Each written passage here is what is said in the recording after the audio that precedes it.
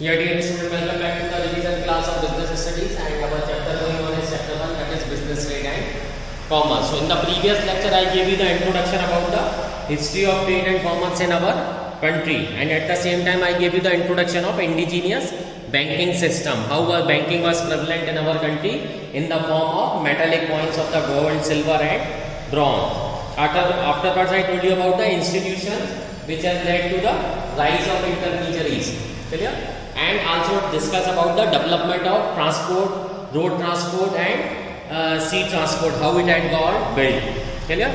Afterwards I told you about the trading communities strengthened, how the communities got developed in the area of Punjab, Sindh, Ujjain, Maharashtra and everywhere, and they were having their dominance in the businesses. Clear? Now today we are going to discuss about the merchant corporation. So the merchant corporation also has got developed because of the concentration of the business at one place. So merchant corporation got collected. These are the autonomous corporation formed to protect the interest of traders. These corporations organize on formal basis, frame their own rules of membership and professional code of conduct, which even kings were supposed to accept and respect, because they were having their dominance in their business. So because of their dominance in the business, even they are going to control the kings and other administrative persons also. Clear? So custom duties were also levied, and these corporations organized on formal basis, frame their own rules and regulation. Trader had to pay octroi duties that were levied on most of the important articles at variety, and they were paid either in cash or in kind. Clear? Octroi. Octroi means it's a type of anti-tax. Anti-tax means whenever you are entering any city to do the business, at the point of the entrance you are supposed to pay this tax. This is called the octroi tax.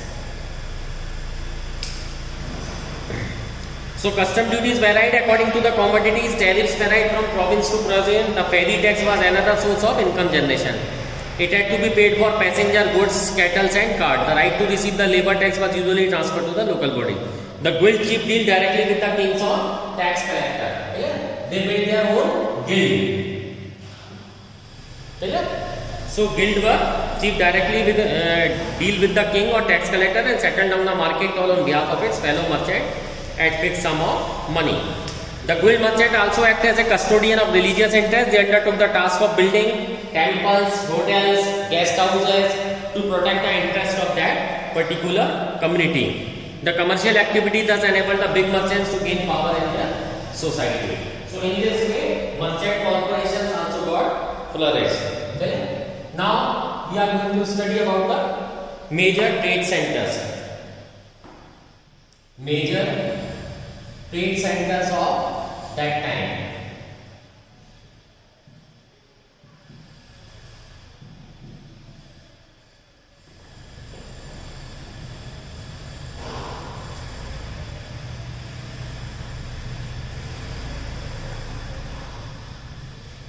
Major trade centers of that time. So first was Patliputra.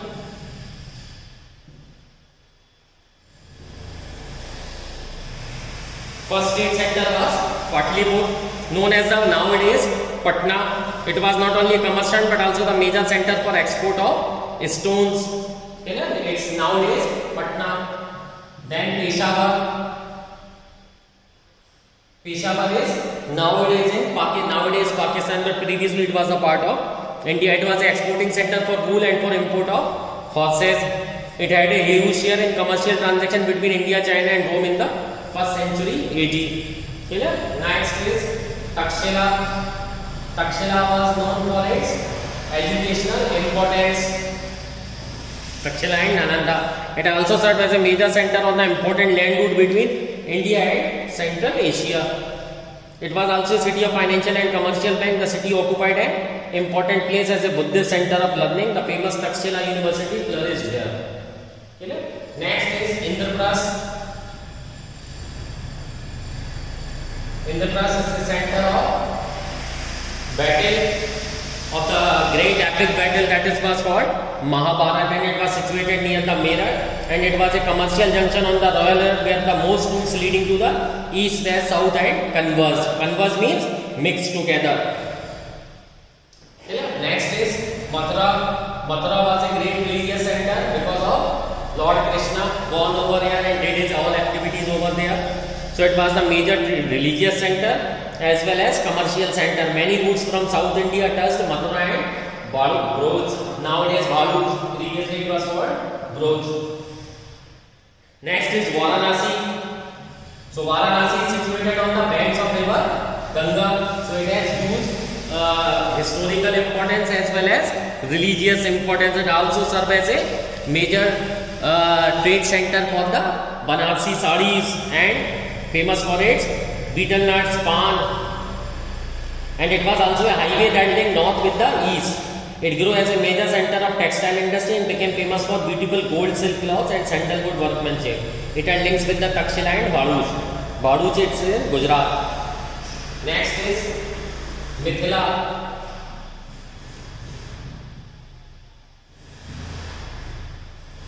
Now the Mithila, the traders of Mithila crossed the seas by boats through the Bay of Bengal to the South China Sea and traded at the ports and islands of the Java, Sumatra, Borneo. Mithila established trading colonies in South China, especially in Yunnan. Clear? So it has a previous link with the China. Clear? Next is Ujjain. Ujjain possesses very historical importance because of its it also possesses the mathematical importance because Tropic of Cancer, Karka passes through it. Clear? At the same time, it has a certain constellation which helps in the making of Panchangs and some other things. At the same time, muslin and mallow clothes were exported from Ujjain to different centers. It also had trade relations through the land route with Takshila and Peshawar. Okay. Next is Surat. It's Ujjain was in MP. Surat is in nowadays Gujarat. Nowadays it is famous for the polishing and cutting of diamonds. It was the emporium of western trade during the Mughal period. Textile of Surat were famous for their gold border that is called zari. It is noteworthy that Surat only was honored in far-off markets of Egypt and Iran. Surat possessed such commercial importance that hundis were even honored in the outside the country. Kachi. Nowadays Kanchipuram, it's famous for its making of the very costly sarees. Kanchipuram. It was here that Chinese used to come in foreign ship to purchase pearls, glass, rare stones, and in return they sold gold and silk. Mathura. Nowadays Madurai, it's a capital of Pandyas. Who controlled the pearl fisheries of the Gulf of Mannar. It attracted foreign merchants, particularly Romans, for carrying out overseas trade. Then Bharuch. Nowadays Bharuch, it is in Gujarat. It is also situated on the river banks of river Narmada and was linked with the all important marts by roadways. Clear? So these were the major trade center of that India, covering almost whole parts of the country and flourished the business into the every corner of the country. Now position of India in the world economy 1 AD up to 1991. Between the 1st and 7th centuries, India is estimated to have the largest economy of the ancient and medieval world. Because of the presence of so many business centers and it has international connection also. We had a Silk Route 4000 year old, spice route. So we had several things to export and nothing to import. So because of this reason, all trading were in gold and silver coin. So we were also known as the golden bird. Because of this reason, it has attracted several attackers and investors from far off the world. The country was often referred to as Swarnabhumi and Swarnadeep in writings of many travelers such as Megasthenes, Bayan of China, Huan Tasang, Al-Baruni, 11th century, Ibn Battuta, Frenchman Francois and others. They repeatedly refer to the prosperity of country. The pre-colonial period Indian history was an age of prosperity for Indian economy and made the European embark great voyage of discovery. Initially they came to plunder but soon realized the rewards of the trade in exchange of gold and silver. Despite the growing commercial sector, it is evident that the 18th century India was far behind the Western Europe in technology, innovation and ideas. With the increasing control of East India Company, the causing lack of freedom and no occurrence of agriculture and scientific revolution, limited reach of education to the masses, population growth and preference to the machine over manual skill made India a country which was prosperous but with the people who were poor. Clear? So after the British colony period, India got the independence, and after independence we thought to re-industrialize our economy. So just after independence, India tries to re-industrialize themselves and to regain the glory which we possessed previously. Clear? So now we study India begins to re-industrialize.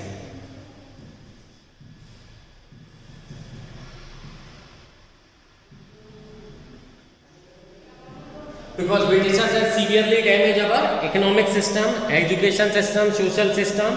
So it was a very hard task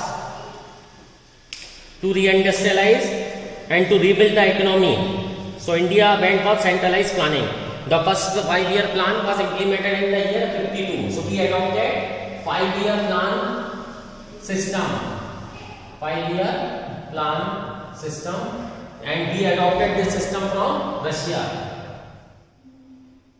We adopted the system of 5-year planning from Russia. Due importance was given to the establishment of modern industries, modern technologies and scientific institute, space and nuclear program.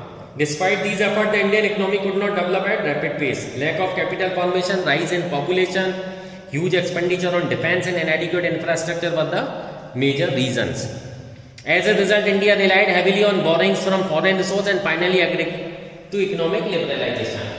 India showed in order to industrialize at fast speed, what government has done? Government entered into the so many sectors. Even government has made wristwatches and bread also in our country. So it is a famous saying कि जिस देश का राजा व्यापारी उसकी प्रजा भिखारी. Clear? So India was in the grip of poverty because government was doing the business over here, and there was a huge need of development of infrastructure in our country. So after in a 4-5-year plan and 4 decades of PSUs, we later recognized that PSUs are not performing well, and in 1991, because of the great economic problem, we opened our gates of economy for the whole world and adopted the policy of liberalization, privatization and globalization. Okay? So high growth sector have been identified which are likely to grow at rapid pace. Word over, and recent initiative of the government of India such as Make in India, Skill India, Digital India and roll out of the foreign trade policy is expected to help the economy in terms of export, imports and trade balance. Clear? Now we are going to study the nature and concept of business.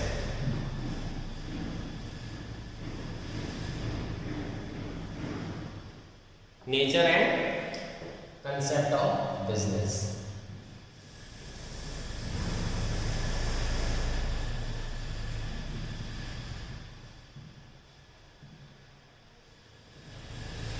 So business is derived from the word busy, which means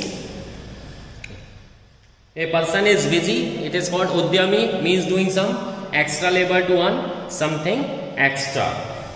Clear? So business is totally related to the business activity. So a person, it doesn't mean that a person who is in a job is not doing the work or not doing the labor. That person is also doing the adequate labor, but the person who is doing business is doing something extra to have supernormal profit. So that thing is called the business. Clear? Means something extra to earn something extra.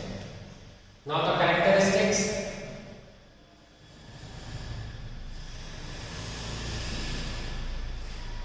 Characteristics of the business. First, it is an economic activity. It is an economic activity.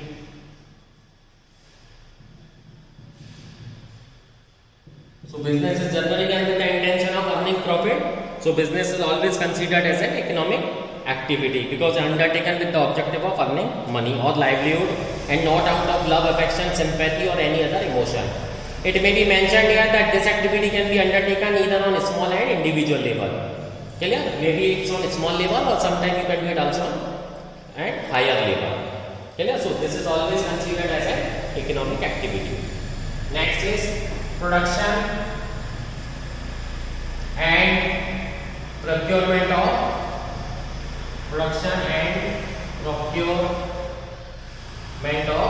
goods. Now in order to do the business, either you should be a producer, but it is always not necessary that you are going to produce something.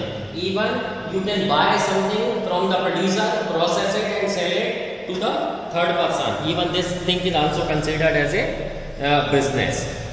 Clear? And services also. So good may consist of the consumable item of daily use such as sugar, ghee, pen, notebook or capital goods like machinery, furniture. Services may include facility offered to consumer like running a movie. Ignore facility that you always deal in. Goods also you can deal in. Services also, like running a movie, cinema hall, running a bus service, transportation, banking, electricity, etc. So there are several types of the goods available as well as service available. Next is sale or exchange of goods and service.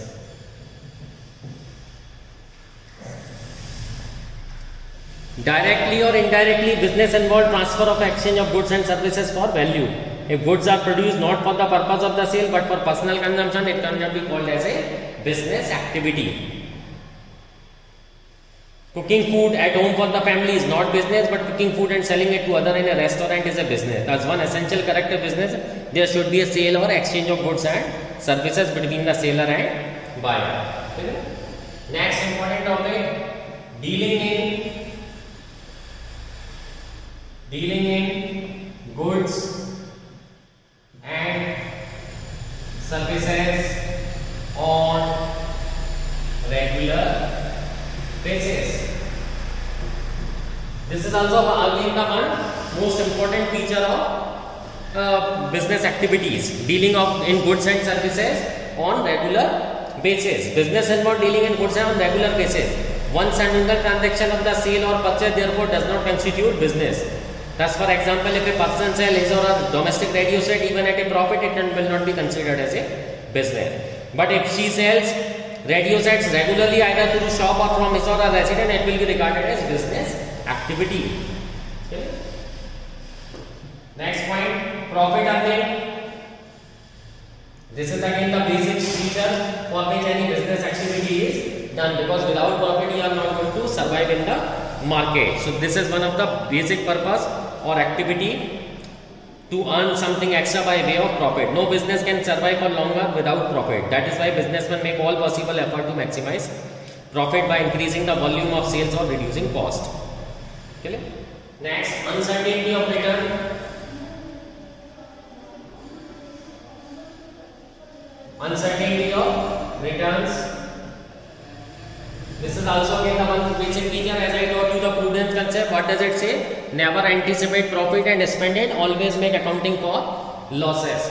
So uncertainty of the return refers to the lack of knowledge relating to the amount of the money that the business is going to earn in a given period.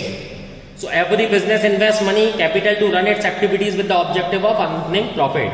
But it is not certain as to what amount of profit will be earned. Also there is always a possibility of losses being incurred despite the best effort put into the business. That is why we apply the prudence concept, which says always make accounting for losses but do not anticipate profit and spend it. Last feature of the business is element of risk.